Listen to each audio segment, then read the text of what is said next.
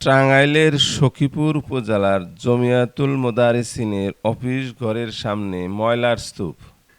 ১ বছরের বেশি সময় ধরে জমিয়তের অফিস ঘরে দুই গ্রুপের কারণে দুটি তালা ঝুলছে। সাবেক সাংসদ আওয়ামী লীগের জহরুল ইসলাম ভিপি জহেরের সমর্থনে আবুল খায়ের সভাপতি, আব্দুল লতিফ সম্পাদক পদে সমিতির কার্যকলাপ চালিয়ে যাচ্ছিলেন। বিগত ৫ আগস্ট ২০২৪ সালে শেখ হাসিনা সরকার পালিয়ে যাওয়ার পরে হাবিবুর রহমান সভাপতি, শহীদুল ইসলাম সম্পাদক পদে টাঙ্গাইল জেলা জমিয়তের সভাপতির অনুমোদন নিয়ে সাবেক সভাপতি আবুল খায়ের সম্পাদক আব্দুল লতিফ সমিতির কার্যকলাপ বুঝিয়ে দিতে অস্বীকৃতি জানালে সমিতির অফিস ঘরে তালা লাগিয়ে দেন।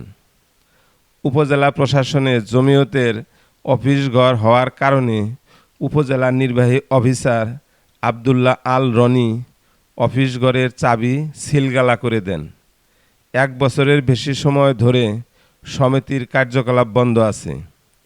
শিক্ষক কর্মচারীদের সাথে আলাপ করে জানা যায়, উপজেলা নির্বাহী অফিসার মহোদয় প্রায় ৬০০ শিক্ষক কর্মচারীর সমিতির ঘর দুই গ্রুপ একত্র হয়ে জমিয়তের কার্যকলাপ সচল রাখা যায় তার ব্যবস্থা করার দাবি জানান।